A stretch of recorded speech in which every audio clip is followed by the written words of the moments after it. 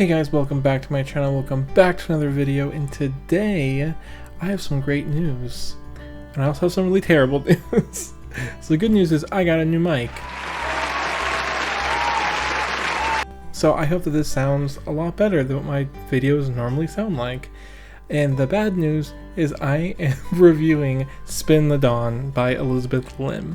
This is the first book in my Asian readathon that I'm reading, and I am very disappointed. This is almost going to be a full rant review. I'm going to kind of go over my basic review that's kind of non-spoilers, and then I'm just going to kind of unload on this book because I have a lot to say.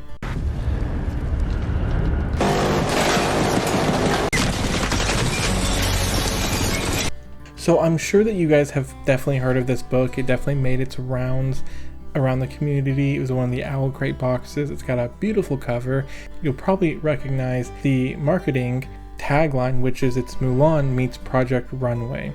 So again, for my non-spoiler part of the review, and just to kind of summarize my initial feelings of it, we're going to start with the Project Runway stuff. So first off, if you're going to have any expectation that may help you enjoy this book, because I'm going to try to be a little bit of a fence sitter and sort of play devil's advocate here, but you should know that the competition that the Project Runway is supposed to be ends before the 40% mark. So the last 60% is like this road trip quest that is completely hijacked by a romance, and I hate it, and we'll talk about it later, but at least go into that expectation. Know that the competition is very short, in my opinion, and does not even meet the 50% mark.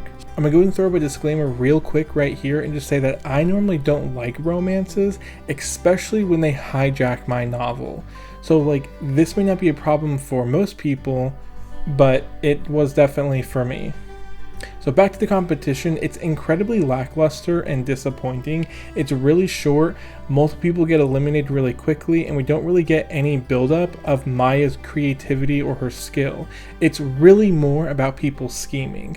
Most of the time, Maya is supposed to be pretending she actually believes she's like the greatest tailor in the nation. Like, she's supposed to lie. Like, as a boy, you're supposed to be like, you know, be confident, be proud. And so she's always going around like, why, yes, I am the greatest tailor.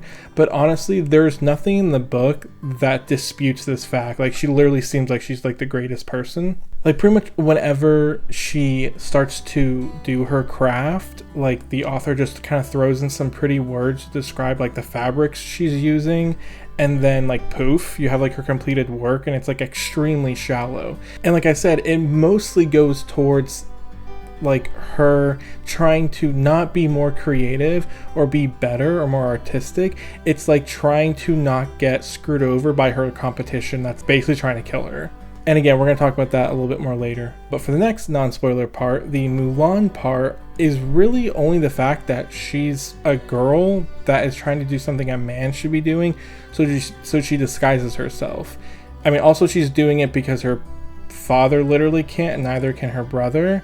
But also she's like the best one for the job. So it's like Mulan, she's not a warrior, but she did it to protect her family. In this book, she honestly is like a really great tailor, and she deserves to be in the competition, but she can't because she's a female and they have some stupid rule against it. So it's like, even that doesn't even really like line up. Like, the reason why she's doing it is not even perfect. And honestly, so that's where it kind of ends. Like, again, Mulan goes off, she's a terrible warrior, she has to train, and she goes and proves herself as a warrior despite being a female, which is kind of like the whole point. In this book, she doesn't do any of that. So like, Maya doesn't really technically get better because she's already the best. Again, that's why I go back to there being a problem, that she was meant for this. She should be doing it, not her father or her brother. And then the later half of it, she's not even proving herself to be really better. It's like the person that she's with, the male, actually drags her through all of her like trials and tribulations, and basically she would fail without him. So I think what makes the story all the more frustrating is that there are way too many ideas that sound far better than what actually happened. So like, I'm a very creative person to where I'm always constantly thinking of ideas or like putting my own character or headcanon in a story, and it works really nicely with stuff like Star Wars and Lord of the Rings and Harry Potter, because you can just throw your character in there. But then at the same time, it kind of gets in the way of other novels, to where I think what they didn't really work. And if it's still a decent book, like, I can get past that. I can be like, well, I would have thought this was a better way to go about it, but the way they did it I could live with. But this book, honestly, there's way too many things that like just sounded so much better than what she actually did in the book. And I'm going to get into some specifics in the spoiler part. But pretty much there's just a lot of wasted potential with what she ended up doing. So to kind of finish up the non-spoiler part, I wanted to just kind of reiterate how infuriating the romance is. Like, her family and her life is on the line, and the last half of this book is entirely based around about her and a guy like falling for each other, to where they can't even imagine life without each other, and they pretty much just try to piece together how they're gonna stay together after all of this. I just don't understand why this is a thing, because it's not like at the beginning they set this up at all. Maya, the main character, she doesn't care that she's single. She cares that she's being put in a box and not letting her do or be what she wants to because she's a girl. So why did this like devolve like into this? That's why I just wish certain things happen a different way. And I don't know if it really hurts my point, but being a white male reading all these glowing reviews for this book, I'm kind of just like, WTF. Like, I just think that females and Asian readers should expect more out of their representation, because this book doesn't do that well at all. And lastly, honestly, the ending was just so boring and anticlimactic. That's all I gotta say. Like I didn't even really care. Like, towards the end, like when it finally ended, I was just like, really? Like, that's it? It's not super good, folks. But if you're interested in some very detailed complaints and some, I wouldn't even say nitpicking, these are big things. If you're just interested in my specific thoughts about why this book is so bad, please continue to listen. You know, if you haven't read the book and you just don't care about spoilers, you're on the fence, you know, give it a shot and listen. So we are going to start towards the beginning, because the first 40%, like, during the competition wasn't too bad, because I didn't really know. I didn't know what was in store for me. Like, honey, you got a big storm coming is like the tagline for this part. So in the beginning, she goes to the competition, and there's this court magician, Eden, who kind of like bugs her a lot. And he actually, later you kind of discover he has some really good reasons why, because he can actually see right through her. Like, he can tell that she's a female, so he kind of talks to her a lot, and honestly, she just, like, shits on him for no reason. Like, it's actually really annoying how often she's, like, getting frustrated with him. Like, he's not really acting creepy, he's just kind of being a little, like, snarky. Although, this does kind of make it, like, an enemies to lover trope, so I guess if that's kind of your thing, you might enjoy this. And so an issue that was quickly dawning on me was the fact that, again, this whole story that I thought was supposed to last most of the book, like, ended before the halfway point. There's probably about 10 hours left of the 15-hour audiobook, and the competition was almost over. And again, the competition wasn't even handled well. Like, there's this one part where a fire is set, and so this fire breaks out in like their little studio area. She runs in there, grabs all their shit, and kind of like gets out. And she's calling to this guy. I think his name's like Norbu. And she's like, Norbu's standing there, and she's like, hello, Norbu. And he like it's so obvious that he set the fire. He's the bad guy. And she's just calling him over. And he comes over, and then he steps on her and like smacks her hand with a frying pan or something like that, and like fucks up her fingers and shit like that. Luckily, the court magician is there to heal her. And later, the guy ends up in her bedroom, and because he's like creeping around, and it's like, it technically sets it up to where he knows that she's a female. So I guess if he told on her, he would reveal she's a female. But at the same time, I'm just like, there's this whole fire scene, and then there's guys being all creepy and up in her business and like setting fires. And the court magician can't do anything. Like, the court magician seems to be like on her side, and like they don't even try to stop this. They're just like, well, better continue with the competition. And so this is where I want to get into some like really detailed reasons about why this competition has like no intellect or like interest in the actual competition, what most of us probably got the book to read about. So at the beginning of the competition, Maya sees Lady Saranai, who is the princess from the warring kingdom that they decided to stop the war, and that the emperor and this Lady Saranai would get together and get married. So she ends up seeing her, and she's apparently supposed to be like a really like rough and tough girl. Girl, I cut him. You see me in the middle of a conversation? Don't interrupt, bro. I guess kind of like the Huns from Mulan. But he sees her and she's actually really beautiful, which I don't even know why this is a thing, because literally her beauty has nothing to do with anything. But of course she's beautiful, because why the fuck not? But she looks really sad too, and Maya sees that she's wearing these clothes and literally overhears, like they're talking really loudly, like, "Oh, Lady Sarna, you really should wear appropriate clothing because you look like a vagabond," or whatever. That's not really what they say, but you get the point. And so I assumed that this would give her advantage and she'd actually make something that Sarnai liked, but she doesn't. Like, she doesn't at all. Like, Maya just makes something really beautiful and then uses her magical scissors after it gets like screwed up. It's like the conflict from this part comes from her making her shawl, somebody screwing it over, and then her using magical scissors to fix it. But instead of it looking like Lady Sarnai, it ends up looking like herself, which I didn't understand that either. Like, she put herself on the shawl. And then, like, Lady Sarnai doesn't even really like it because it's yellow. I'll have a number 3 with no cheese, no tomato, and no lettuce. Dang, anything else? I got a complicated order! And I'm just, what was the point of that? So, of course, at the time, I didn't think anything of it. I'm like, oh, well, I'm sure it's going to come up later, right? This never comes back up. It's just, the contest is never interesting in terms of like doing something creative or using what she learned about Sarnai to actually help her win. It's like you don't ever see her thought process into making something that's like really pretty or great, or using Lady Sarnai, who they're supposed to be making stuff for. It's like they're just making stuff for their country for her. So it's kind of like if someone came from like Japan to America and we like made them American clothes and didn't try to make her anything that would make her feel comfortable coming from like her home country or anything like that. That's basically what they all were doing, and they never fixed that. I actually thought it was going to set it up to where that Sarnai and Maya had a lot in common, because there's literally this whole scene about Sarnai breaking down about how she's a female and she can't do anything that she wants and blah blah blah. And so I thought, oh cool, well maybe it's gonna be about like Sarnai and Maya, you know, females helping females together, you know, like that's a cool message, right? No, that doesn't happen at all. So what happens is, for some reason, the princess chooses Norbu, the bad guy.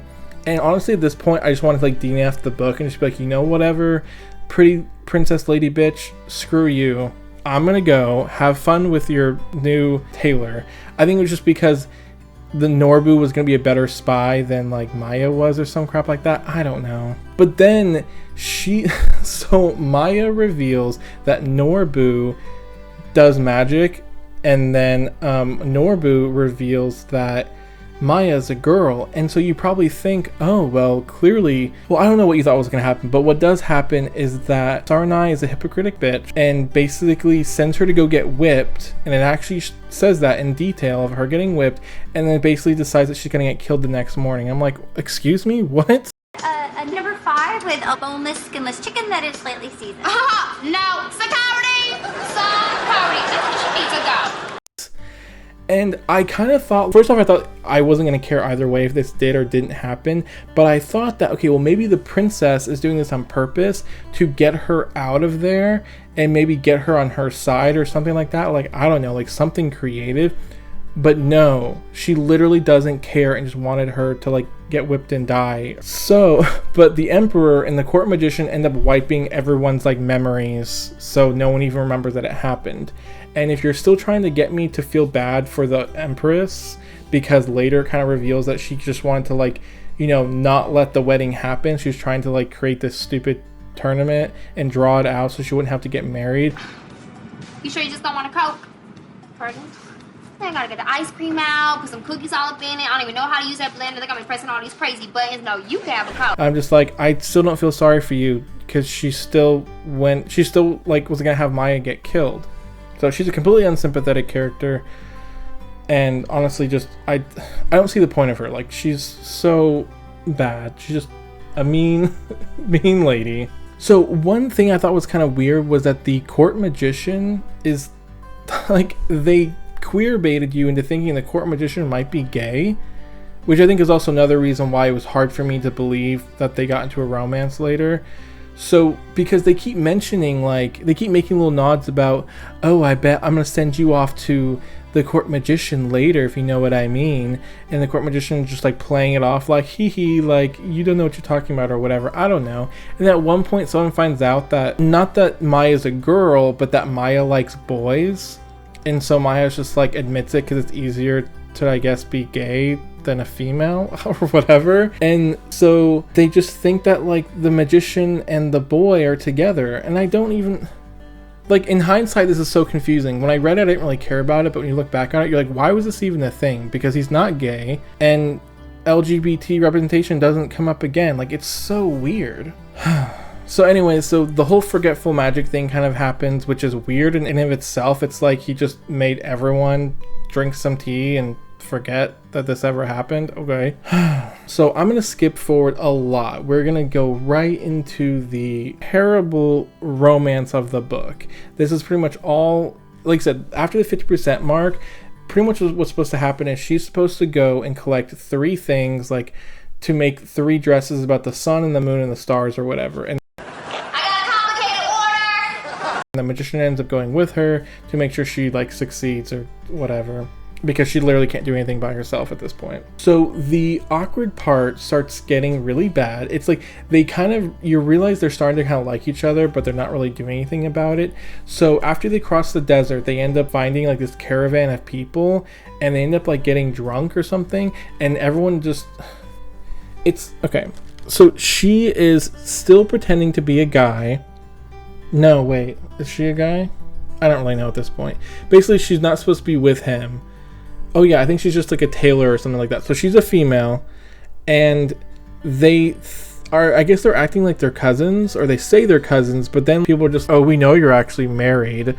And so they go along with it. This is so weird when I'm actually saying it. It's worse than I remember, now that I'm really explaining it. So everyone just says that they're married, and so they're just gonna go along with it because why not, I guess.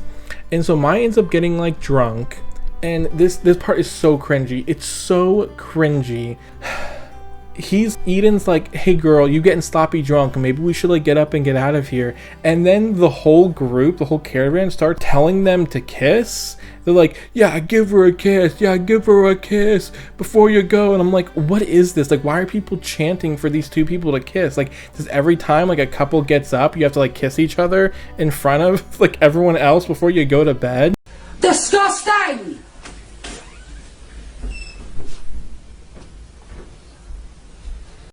Like, it's so cringy, and, like, one of the most forced scenes I've ever seen, because you have to get this drama of her and him knowing that they like each other but aren't gonna do anything about it, so you gotta force this weird kissing scene. It was so cringy. It was so forced. Wow, I wish someone would have told her not to put that in. So sometime later we find out that this gentleman is actually 500 fucking years old. It's just going full Edward and Bella. I don't understand. Yeah, she's like 17 or 18. He's lived for like 500 years. I think technically some of the time he's spent as like a bird, so that doesn't count or whatever. I don't know. Some stupid justification. It's dumb. So there's like 5 hours left, and it's gone into like full forbidden romance because well, I can't remember why they can't be together, because he's like a genie magician and he's, you know, tied into, I'm gonna actually real quickly say it is kind of interesting that you basically find out he's a genie, so he's a magician, but his powers are tied to whoever holds his stone, aka lamp, and that's the emperor. So he's in servitude to the emperor, and so I mean, there's that. And then honestly, this whole time, like, she's not even sewing anything. Like, we are getting nothing from her creative experience at all. Like, she keeps talking about, like, oh, how, like, I'm working on the dress here or there or whatever. I don't know. It's completely, like, non-existent. And it's at this point in the romance where I'm kind of just thinking, like, does every novel have to act like couples are endgame? He does the whole, you deserve to be with someone who can be with you, etc., etc. I mean, it's not like they have to get married, although literally, Maya says they do. They're like, I only court people if they're serious, or in where I come from, when you court someone, it's serious. I was just getting huge, strong Edward Bella vibes from here, and like not in a good way. And I would rather read Twilight again than this fucking book.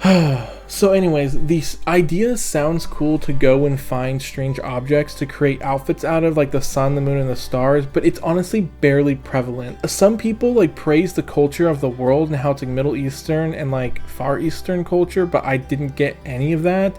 If it was there, I probably missed it when I was busy smacking my head with this book over the romance. But like Maya was just way too passive and nothing at all like Milan. Like she didn't make the story happen. Like things in the story simply happened to her and she like reacted to it.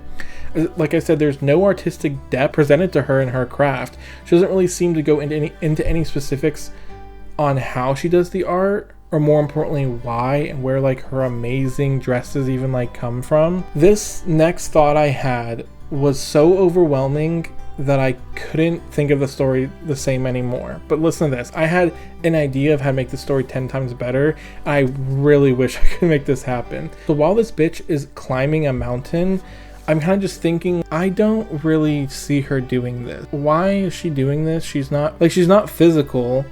And it's not like it's Mulan where it built her up to be, so she doesn't need to be. Like, why are we watching her do these like random trials?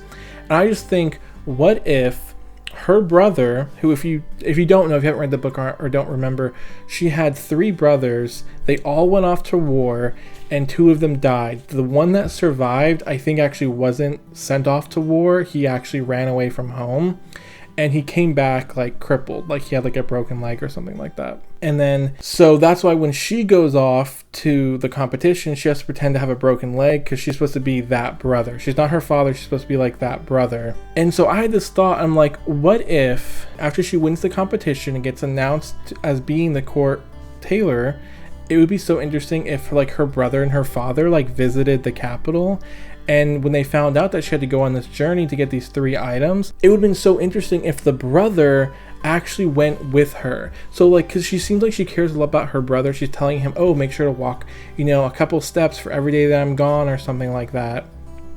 And so I think it would have been so interesting for him to show up and basically be like, hey sister, I was really proud of you to go do this competition, that I wanted to show you like all the progress I've made. And it shows him like, being better.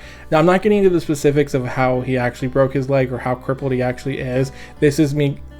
The story would change with my idea as if he was well enough to be able to get better. But even if he wasn't, like, what if it was even like the court magician's magic that helped him get better? But anyways, so I imagine, this poor kid who basically ran off to help his brothers died, he's crippled, he pretty much came back like as a failure, and now he like can't even like really walk, and his sister is like going out to basically save their family. What an interesting plot to have the brother go there and decide that he's gonna go with her. So we can go on this journey where he's trying to overcome his shortcomings, his PTSD from going off to war, his like all these like issues he's probably having, and like getting over like being physically enabled. And I don't think he should be permanently fixed with magic, but it'd be interesting if they created this story to where he could learn to live with his disability, or still work to get better for his family or something like that. Like still strive to be better, not be like depressed or anything like that. And then we can get her like artistic side. We can see like how her mother taught her to do this, or her creativity comes from these stories she heard or something like that. It's like they can each go on a journey and you can get a lot out of it. Instead, we get this bullshit fucking romance like about a 500-year-old genie, her just like going up mountains and going into a pool of water or something, getting saved by a magical sun seed, going to an island of the dead, being saved by a magical sun seed. It's just and the thing is with my whole idea about her brother going with her is that you can actually still have the story of them rescuing Eden from like his genie chains, which is pretty much what they do, without the romance. Because you wouldn't want to have the romance if the brother is along for the ride, because that's weird. I mean, like Aladdin did it just fine. Aladdin's a male and he rescued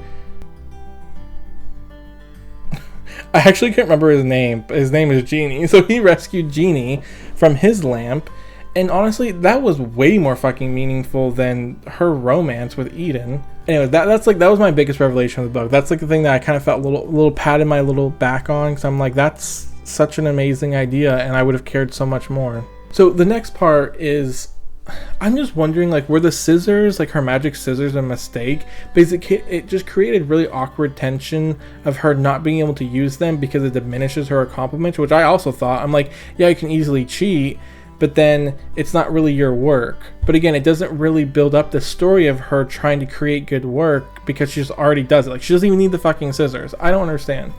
And then it pretty much just becomes like a MacGuffin later because she uses it to like create a magic carpet and like a bush that protects them. And then the ending with the scissors is really, really dumb. I'll get to that later. So we have to get this another really awkward scene. So there's one point, I don't remember why, but Eden just gives her flowers and she has them or whatever. And when he comes back and he sees her holding them, he's just like, oh, you accepted my flowers? Duh. And she's like, why does it matter? It's not any kind of tradition in my country. And he's like, well, where I'm from, in my country, if you accept flowers, that means you agree to court me. Like, what the... Like, shut the fuck up. Like, why? That was a disgusting scene. Like, I'm horrified by that scene. Like, that didn't make any sense. What are you trying to get at here? Like, she didn't know your tradition. This is terrible writing. This isn't romantic. Shut up. Oh, wow. I am disgusted. You better talk to her before I do, because I'm hurt her feelings. So, and then it just goes, like, why do relationships go from 0 to 100 with literally like no subtlety? The only interesting thing is that Eden is basically a genie, and then he starts agreeing he would give up his magic for her, which seems really weird because he worked like really hard for it and there's all this backstory to it, but he's just like, yeah, I'd give up my magic to be with you. And they're actually together now. And this is actually really cheesy and stupid. So most of the book, when she's pretending to be a boy, he calls her by the girl name. He calls her like Miss Maya or Miss Tamara or whatever, and she's like, I'm not a girl, I'm a boy. And when they finally get together, the first thing he does is call her by his boy name. He goes like Mr. Tamara or whatever, and I'm like, that's weird, but okay, you just gotta be so snarky, Eden, don't you? And honestly, all I want to say is like, when they finally get together after they've been traveling through the desert and the icy mountains, like these little nasties are just gonna like stick their tongue down each other's throats, and I'm pretty sure they did a little bit more than that. I can only assume their nether regions are far worse. I'm just like, this isn't cute. This is gross. Oh, you nasty. You guys need to shower and bathe. Like, get over it. So let's get to the third part of the book, or the part where she goes and gets like the third task or whatever. She goes to... Okay, if you guys have read Reflection, Elizabeth Lim's other novel, Her Twisted Tale, this is so fucking cliche. So she goes to this island where there's just a bunch of like ghosts that live there, and so we have this whole cliche, like, you see dead loved ones in the underworld kind of thing, which is cliche in and of itself. But what's worse is she literally did this in Reflection. Like, Mulan goes to a part where she gets trapped by ghosts of her family and they try to get her to stay there. So I'm just like, are you kidding me, Elizabeth? Like, come on, Miss Lim. Like, Jesus, really? It's especially embarrassing because I literally read this book because I just read Reflections, and I'm like, oh, I want to give Elizabeth Lim more of a shot. It really only worked in Reflections because we actually already knew Mulan's family from when we watched the movie, and we don't know Maya's family. We knew what happened at the very beginning. Like, we got a little bit like, oh, this guy's this person, this guy's this person, my mother died. And it just doesn't work on this one. It's so much waste of time. It was so annoying. And then this is technically when like the plot for the second book comes up, which I'm not even going to mention. It's about demons. It's stupid. Let's move on, because I'm not getting to the sequel, so there's no point even mentioning this. The book should have ended. I read one of the reviews where someone said how it should have just been a standalone book. Like, there was no reason to put in the demons, and you're kind of right. So yeah, why is there a sequel? Anyways, so there was this really stupid part where I think they're trying to get back to the main place but the bad guys catch up, and Eden tells her to run away. And again, I'm barely paying attention here. Like, it's probably, I'm just using the audiobook, and I think I'm like multitasking at the same time, so I'm not like word for word knowing what's happening. But so the bad guys attack Eden and Maya. Eden tells Maya to run off, and then she comes back and gets captured. And I don't think her coming back had literally anything to do with anything. It's kind of one of the cliche moments where she doesn't want to leave her love interest, and yeah, I don't understand why it happened. But it's not over yet. We're still being tortured. So the bad part kind of happens. I'm gonna briefly mention this because like apparently she's gonna be a demon, or Eden's gonna be a demon, or whatever. One of them's gonna be a demon. Shit's falling apart, and like the first thing we really get after this is some monk telling Maya how special Eden's love is. This next part is so dumb. So they go to this place. So they stay with these monks, and fucking randomly out of nowhere, like, just listen to this line. So the monk goes up to her and he just tells her, like, randomly, he's just, I can see you love your husband, but he loves you more. True love is selfless and you are very young. I'm just like, excuse me? Like, first off, it actually brings up the point about the age gap difference. Like, yeah, he's 500 fucking years old. She is really young. Maybe this shouldn't happen. But at the same time, like, why are you putting this message across? Hey, girl, you're not good enough. Your husband is way better at love than you. Why did this have to happen? Miss Lim, what are you doing? What is this romance? This isn't cute. So towards the end, finally we're almost there, he brings up how, hey, I'm gonna get you this nut. I'm gonna give you this nut. Not like that. Oh my god, help me. It's 3:45 a.m. in the morning. I have work tomorrow. Forgive me. It's like a walnut or whatever. Like all their magic is like I'm so stupid. Oh god, I'm so immature. What was I saying? So Eden does magic by putting it into walnuts or something. Okay, do I even need to explain how unexplained all this whole magic system is? But anyways, he puts magic in walnut or whatever. And so he's like, hey, when you get home, you and all your family should drink this walnut because it'll make you all happy. He literally just says that. He's just like, it's gonna make your family happy and it's gonna make you happy too. And Maya doesn't even like think this is weird. She's just like, how am I gonna be happy without you? And I'm just, bruh, it's the forgetfulness. Like, he didn't even say how he made people forget earlier in the book, but even I knew that when he started saying this, he's like, oh, it's the forgetfulness tea. Like, that's why you're gonna be happy, because you're gonna forget he ever existed. Like, it was super fucking obvious. And it is. Later in the book, yeah, it is. It's forgetfulness tea. Anyways, so, oh Jesus. So they get back, and the Emperor, because this court magician wasn't around, his magic is failing, so he's not looking as healthy and beautiful or whatever, and he's just a big ol' asshole. Like, what a surprise, honestly. Like, the main emperor, you know, that's what's really annoying. Like, I need to find some stories where these emperors aren't assholes, because they're everywhere. So they get back, he's an asshole, and like, he's just gonna punish the magician. He's like, how dare you leave me? He's just like, well, did anything happen? You're still alive, I'm still alive, we got the magic beans to make the dresses for your wife so there won't be a war. He's just, well, I'm gonna think of a way to punish you. I'm just, shut up. I hate when people are illogical like this. Like, it's so dumb. Like, okay, sure, whatever, go. I hate him. I hate plot lines like that, or characters like that. Like, be realistic, don't be so dramatic. So anyways, we get to the part where she finally reveals the dresses, and they're gorgeous. They're meant for a queen or a princess, even without the sun and the moon and the stars like sewed into them. I'm just like, I don't care about the dresses. She had no journey to create them. Like, all she did was go on like a physical journey, except for the part where she gets tricked by ghosts into staying with her family. Besides that, everything was like more of a physical journey. It didn't go into anything at all about like her creating these dresses, but they're apparently beautiful and they're amazing and mystical. I'm just like, what the fuck was even her journey in creating them? The trials to get them seemed to hardly mean anything. There was no lesson learned. It was just a bunch of dumb romance. So there is this, the whole ending is anticlimactic. The very, very end is super boring. This is right before the very, very end. But it's this stupid anticlimactic scene where she brings out the sun dress, and she brings out the moon dress, and she brings out the star dress, which she actually wore the day before. and stupid demon plot happened. But now the star dress is not as bright anymore, I'm assuming because it lost its magic, and they're all harmed about it. They're all, well, this doesn't look very nice. And then randomly they're just like, yeah, we saw the Lady of the Stars last night. And then the Emperor's just put the dress on Maya, or boy, or whatever, and they're like, oh, you can't do that, she's a boy.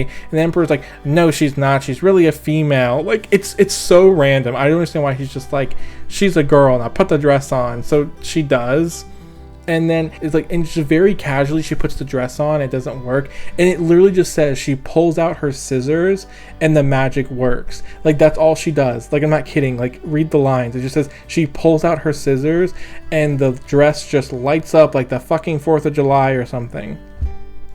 I'm like, okay. And then and that's it. It works. So I can't remember, the rest of it's kind of like a bit of a blur. Lady Sarnai like loses all of her defenses. She's just like really sad. Like, she's like, oh, well, I guess I have to marry the Emperor because you did what you're supposed to. And then they end up tricking the Emperor into basically like releasing Eden. So Eden's no longer a genie, but he's gonna go run off and try to find magic that's gonna save Maya in her demon form. Who cares? We're not gonna make it a book 2. Let's be real. So she decides to magic up a carpet and fly back to her brother and her father, and it's just this really boring scene where they kind of talk about stuff and how he's really proud of her, and then she makes them tea, and then she just like flies back to the capital, like all determined, like she's gonna beat the demon. And I'm just like, it was such a boring ass ending, but it was the ending, so we're done. Now what am I gonna do with all this rage? I don't know. So anyway, guys, thanks so much for listening to my rant. I hope it was enjoyable because of my crisp brand new mic. I hope it actually sounds better. Unfortunately, one of the worst books of the year, so you'll be hearing from me when I do my mid-year wrap-up or my 2020 worst books of the year. So we're not done with her, but we're done enough.